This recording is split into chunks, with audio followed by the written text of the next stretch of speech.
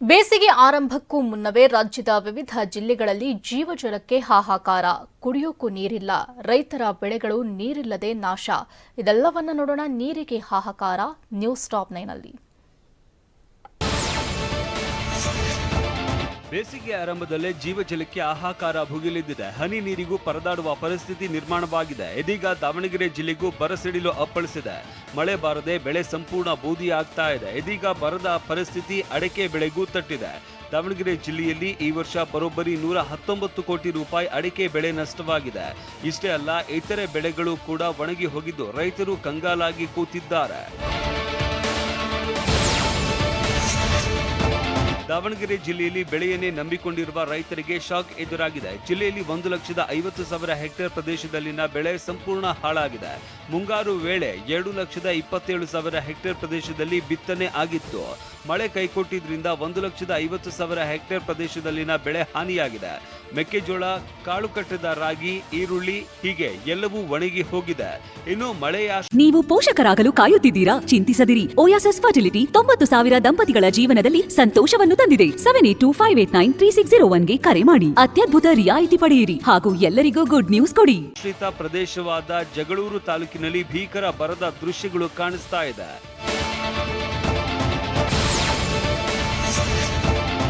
ಜಗಳೂರು ತಾಲೂಕಿನಲ್ಲಿ ಬರದ ತಾಂಡವಕ್ಕೆ ಜನರು ಕಂಗಾಲಾಗಿ ಕೂತಿದ್ದಾರೆ. ಇತ್ತೀಚೆಗೆ ಇಡೀ ಪ್ರದೇಶಕ್ಕೆ ಕೇಂದ್ರ ಬರ ಅಧ್ಯಯನ ತಂಡ ಭೇಟಿ ನೀಡಿ ಮಾಹಿತಿ ಸಂಗ್ರಹಿಸಿದೆ. ದಾವಣಗೆರೆ ಜಿಲ್ಲೆಯಲ್ಲಿ 47,000 ರೈತರು ಈಗಾಗಲೇ ಬೆಳೆ ವಿಮೆ ಮಾಡಿಸಿದ್ದಾರೆ. ಅಡಕೆ ತೋಟವು ಒಣಗ್ತಾ ಇದ್ದು ಕೈಗೆ ಬಂದ ತುತ್ತು ಬಾಯಿಗೆ ಬರದೆ ಬೆಳೆಗಾರರು ದಿಕ್ಕು ತೋಚದಂತಾಗಿದ್ದಾರೆ. ಸರ್ಕಾರ ಸೂಕ್ತ ಬರ ಪರಿಹಾರ ನೀಡುವ ನಿರೀಕ್ಷೆಯಲ್ಲಿ ರೈತರು ಇದ್ದಾರೆ.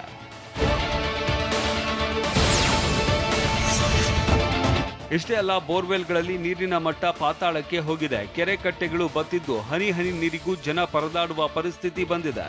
ಮೊದಲು 180ರಿಂದ 250 ಅಡಿಗೆ ನೀರು ಸಿಗ್ತಾ ಇತ್ತು. ಆದ್ರೆ ಈಗ ಬರೋಬ್ಬರಿ 600ರಿಂದ 800 ಅಡಿ ಬೋರ್ವೆಲ್ ಕೊರೆದ್ರೂ ನೀರು ಸಿಗ್ತಾ ಇಲ್ಲ. ಜಮೀನಲ್ಲಿ ಬೆಳೆ ಬೆಳೆದಿರುವ ರೈತರು ಮುಂದೆ ಹೇಗಪ್ಪ ಅಂತ ಕೂರುವಂತಹ ಪರಿಸ್ಥಿತಿ ನಿರ್ಮಾಣವಾಗಿದೆ. ಇತ್ತ ಅಡಿಕೆ ತೋಟ ಒಣಗಿ ಹೋಗ್ತಾ ಇರೋದನ್ನ ನೋಡಿ ತೋಟದ ಮಾಲೀಕರು ಕಣ್ಣೀರು ಹಾಕ್ತಿದ್ದಾರೆ.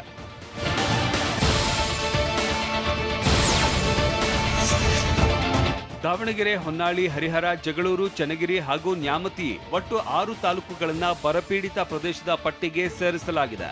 ಕಳೆದ 24 ವರ್ಷದಲ್ಲಿ 16 ವರ್ಷ ಜಗಳೂರು ತಾಲೂಕು ಬರದಿಂದ ನಲುಗಿದೆ. ಅಲ್ಲದೆ ಜಾನುವಾರುಗಳು ಕೂಡ ಬರದ ಹೊಡೆತಕ್ಕೆ ನಲುಗಿವೆ. ಗೋಶಾಲೆಗಳನ್ನು ಆರಂಭಿಸಿ ಮೇವು ಪೂರೈಸುವಂತೆ ರೈತರು ಆಗ್ರಹಿಸಿದ್ದಾರೆ. ನೀರಿಲ್ಲದೆ ಪ್ರಾಣಿ ಪಕ್ಷಿಗಳು ಪರದಾಡ್ತಾ ಇವೆ. ವಿಜಯಪುರ ಜಿಲ್ಲೆಯಲ್ಲಿ ಬಿಸಿಲಿನ ತಾಪಮಾನ ದಿನೇ ದಿನೇ ಏರಿಕೆಯಾಗ್ತಾ ಇದೆ. ಈ ವರ್ಷ ಜಿಲ್ಲೆಯಲ್ಲಿ ಭೀಕರ ಬರಗಾಲ ಮನೆ ಮಾಡಿದ್ದು ಜಲಮೂಲಗಳು ಬತ್ತಿ ಹೋಗಿವೆ. ಐತಿಹಾಸಿಕ ಭೂತನಾಳ ಕೆರೆ ಒಡಲು ದಿನೇ ದಿನೇ ಖಾಲಿ ಆಗ್ತಾ ಇದೆ. ಈ ಕೆರೆ ನೀರನ್ನೇ ನಂಬಿಕೊಂಡಿರುವ ವಿಜಯಪುರ ನಗರದ 5 ವಾರ್ಡ್ಗಳ ಜನ ಕಂಗಾಲಾಗಿದ್ದಾರೆ. ಈ ವಾರ್ಡ್ಗಳಲ್ಲಿ 10ರಿಂದ 15 ದಿನಗಳಿಗೆ ಒಮ್ಮೆ ನೀರು ಬಿಡಲಾಗ್ತಾ ಇದೆ. ಇದರಿಂದ ಜನರಿಗೆ ತೀವ್ರ ಸಮಸ್ಯೆ ಆಗ್ತಾ ಇದ್ದು 24 ಗಂಟೆಗಳ ಕಾಲ ನೀರು ಬಿಡೋದು ದೂರದ ಮಾತಾಗಿದೆ. ದಿನ 24x7 ನೀರು ಬರ್ತಾ ಇತ್ತು. ಇವಾಗ 10 ದಿವಸದಲ್ಲಿ ಒಂದೇ ದಿನ ಬರ್ತಾ ಇದೆ ನೀರು. ಮುಂಚೆ ಬುದ್ನಾಳ್ ಕೆರೆಯಿಂದ ನೀರು ಯಾವಾಗಲೂ ಸಿಗ್ತಾ ಇತ್ತು.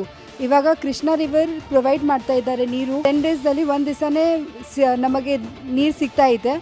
ಅದಕ್ಕೆ ನೀರು ಇಲ್ಲಿ ಬಹಳ ಸಮಸ್ಯೆ ಆಗಿದೆ.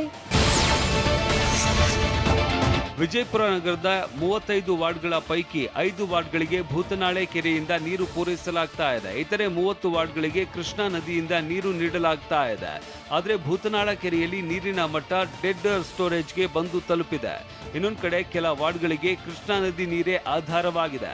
ಆದರೆ ಕೃಷ್ಣಾ ನದಿಯಲ್ಲೂ ನೀರಿನ ಮಟ್ಟ ಕುಸಿತವಾಗಿದೆ. ಬರದಿಂದ ಬೆಂದು ಹೋದ ಜನರಿಗೆ ಜೀವ ಜಲಕ್ಕೂ ಹಾಹಾಕಾರ ಪಡುವಂತಹ ಪರಿಸ್ಥಿತಿ ನಿರ್ಮಾಣವಾಗಿದೆ. ಭೂತನಾಳ ಕೆರೆ ಒಡಲು ಬರಿದಾಗಿದ್ದು ಜನರ ನಿದ್ದೆಗೆಡಿಸಿದೆ. ಡೆಡ್ ಸ್ಟೋರೇಜ್ ನೀರು ಖಾಲಿಯಾದ ಬಳಿಕ ಹೂಳು ತೆಗಿಬೇಕು ಎಂಬ ಒತ್ತಾಯ ಕೇಳಿ ಬಂದಿದೆ. ಕೆರೆಯ ಹೂಳು ತೆಗೆದರೆ ಮಳೆಗಾಲದಲ್ಲಿ ಹೆಚ್ಚಿನ ಪ್ರಮಾಣದ ನೀರು ಸಂಗ್ರಹವಾಗಲಿದೆ. ನೀರಿನ ಸಮಸ್ಯೆಗೆ ಪರಿಹಾರ ಒದಗಿಸುವಂತೆ ಜಿಲ್ಲಾ ಉಸ್ತುವಾರಿ ಸಚಿವ ಎಂಬಿ ಪಾಟೀಲ್ ಮತ್ತು ಅಧಿಕಾರಿಗಳಿಗೆ ಜಿಲ್ಲೆಯ ಜನ ಆಗ್ರಹಿಸಿದ್ದಾರೆ.